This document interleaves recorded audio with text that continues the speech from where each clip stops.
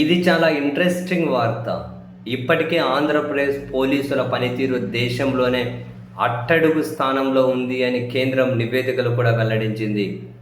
ఈసారి మరో అడుగు ముందుకేసి ఆంధ్రప్రదేశ్లో పోలీసుల పనితీరు ఎట్లుంది, ఏ విధంగా మెరుగుపరుచుకోవాలి అని చెప్పి ఏకంగా ముఖ్యమంత్రి చంద్రబాబు నాయుడు గారికి కేంద్ర హోంశాఖ మంత్రి అమిత్ షా గారు లేఖ రాశారు అన్న ఈ వార్త నిజంగా ఇంట్రెస్టింగ్ అనిపించింది.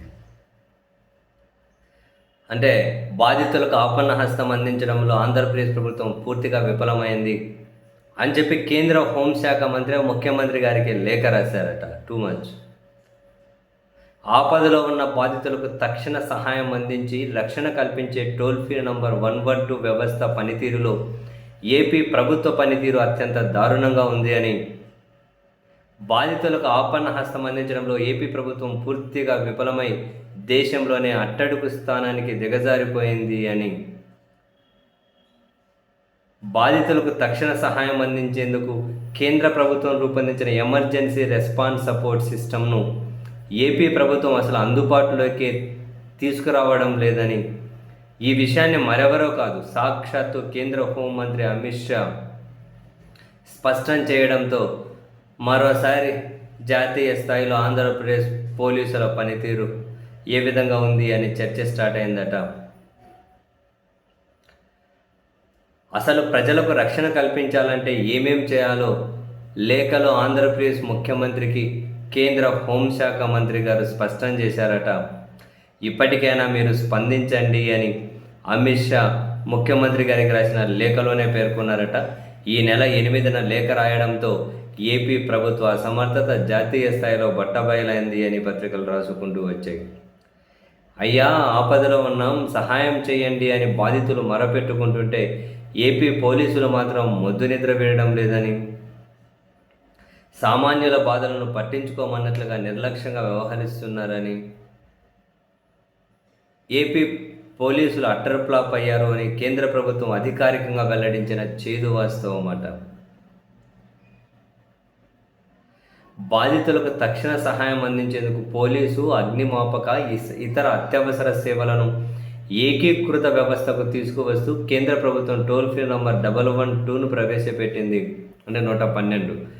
ఈ నంబర్కు బాధితులు చేస్తున్న కాల్స్పై దేశంలోని రాష్ట్రాలు, కేంద్రపాలిత ప్రాంతాల పోలీసులు ఎలా స్పందిస్తూ ఉన్నారన్న అంశాన్ని కేంద్ర హోంశాఖ పర్యవేక్షిస్తుందట. దేశవ్యాప్తంగా 112కు వస్తున్న ఫిర్యాదులపై పోలీసుల సగటు స్పందన సమయం 18 నిమిషాల 28 సెకండ్లు ఉందట. అంటే బాధితుల నుంచి ఫోన్ కాల్ రాగానే 18 నిమిషాల 28 సెకండ్లలో పోలీసులు వారికి తగిన సహాయం చేస్తున్నారట, వాళ్ళకి రక్షణ కల్పిస్తున్నట్టు. దేశవ్యాప్తంగా ఉన్న యావరేజ్. ఒకప్పుడు ఈ దేశంలో పోలీసుల సగటు స్పందన సమయం 25 నిమిషాలుగా ఉండేదట. సో దీన్ని సమర్థవంతంగా నిర్వహించుకుంటూ వచ్చి దాన్ని 18 నిమిషాల 28 సెకండ్లకు తగ్గించారట. ఇక బాధితులకు తక్షణ సహాయం అందించడంలో కేంద్రపాలిత ప్రాంతమైన చండీగఢ్ పోలీసులు దేశంలోనే మొదటి స్థానంలో ఉన్నారట. చండీగఢ్ పోలీసులు కేవలం 5 నిమిషాల 58 సెకండ్లలోనే బాధితులకు రక్షణ కల్పిస్తున్నారని అమిత్ షా చంద్రబాబు గారికి రాసిన లేఖలో పేర్కొన్నారట. మీరు చాలా వెనకబడి ఉన్నారు, ఇప్పటికైనా స్పందించండి అని లేఖ ఇది.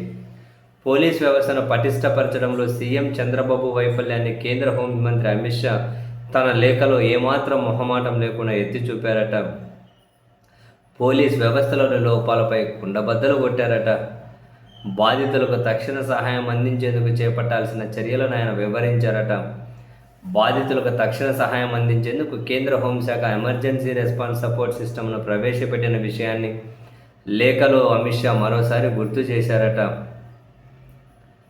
ఇప్పటికే రాష్ట్ర ప్రభుత్వాలతో నిర్వహించిన పలు కౌన్సిల్ సమావేశాల్లో కూడా మీకు దిశానిర్దేశం చేశాం. అయినా సరే మీ ఏపీ ప్రభుత్వం ఏమాత్రం స్పందించడం లేదు అని ఆయన అసహనం వ్యక్తం చేశారట.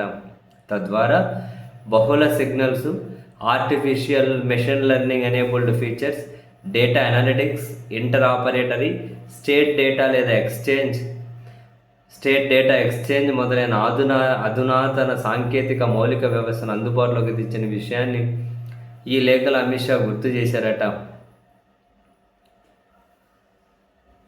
అమిత్ షా చేసిన సూచనలు ఏంటట, 112 సేవలపై విస్తృత ప్రచారం కల్పించండి, బాధితులకు 24/7 అత్యవసర సేవలు అందించేలా ఎమర్జెన్సీ వాహనాల సంఖ్య పెంచండి, దేశం యావరేజ్ 18 నిమిషాలుగా ఉంటే తక్షణం స్పందించడంలో ఆంధ్రప్రదేశ్లో అది 25 నిమిషాల 50 సెకండ్లుగా ఉందట.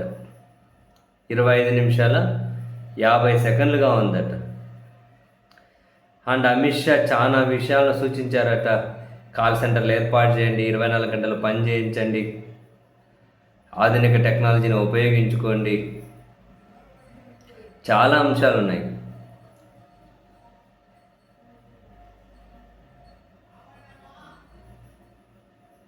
అత్యవసర సేవలు అందించడంలో రాష్ట్ర పోలీసులు దారుణంగా విఫలమవుతున్నాయని ఏకంగా కేంద్ర హోంమంత్రి ముఖ్యమంత్రికి లేఖ రాశారు. ఇంకేం మాట్లాడతాం.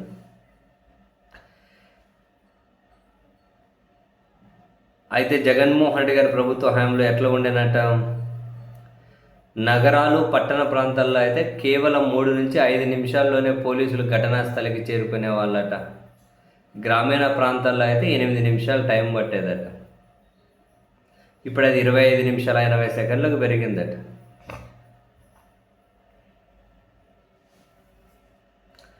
వాస్తవానికి మీకు గుర్తునే ఉంటుంది, జగన్మోహన్ రెడ్డి హయాంలో దిశ అనే ఒక యాప్ తీసుకొచ్చి దాన్ని నిజంగానే గుజరాత్, మహారాష్ట్ర, పశ్చిమ బెంగాల్ లాంటి రాష్ట్రాలు కూడా ఆంధ్రప్రదేశ్లోకి వచ్చి అధ్యయనం చేసిపోయాయి. అది చాలా తక్షణ సహాయం చేస్తూ ఉంటారు. ఇప్పుడు హోంశాఖ మంత్రిగా ఉన్నటువంటి వంగలపూడి అనిత గారు కూడా దాన్ని పట్టుకొని ఎందుకు కాల్ చేశారు. అసలు అంత నష్టం ఏం చేకూర్చిందో ఆ మేడంకి, అది దిశ వల్ల ఏం ఘోరాలు జరిగిపోయాయో మనకైతే తెలియాలి. చాలామందికి అది సహాయం చేసింది, చాలామందికి ప్రొటెక్షన్ కల్పించింది, చాలామందిని ఆదుకుంది కూడా. కానీ వీళ్ళు ఎందుకో దాని మీద హడావిడి చేశారు, నాకు ఇప్పటికీ అర్థం కాదు. అఫ్కోర్స్ జనం ఎప్పుడు అర్థం చేసుకోరు, జనం ఎప్పుడు అటువంటి విషయాలు ఆలోచించరు, అది వేరే విషయం. వాళ్ళ ఆలోచన ఎట్లుంటుందో మనకు ఒకసారి అందుచిక్కదు. దాన్ని కాల్ చేసి ఇప్పుడేమైంది, అప్పుడు దిశాను కాల్ చేసిన మేడమే హోంమంత్రిగా ఉన్నారు.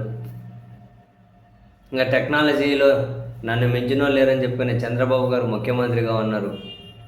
ఇంకా ఉప ముఖ్యమంత్రి గురించి ఆయన డైలాగ్ గురించి మనం మాట్లాడాలంటే ఇంకా సాయంత్రం అవుతుంది, వేరే విషయం లేదు.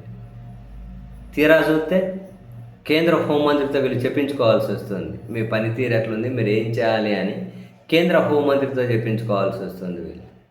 ఇంక మనం ఏం మాట్లాడేది ఉంది, సూచనలు సలహాలు ఏం చేయాలో ఆయనే చెబుతూ ఉన్నారు. వీళ్ళకు ఏం చేయాలో లేఖలు రాస్తూ ఉన్నారు.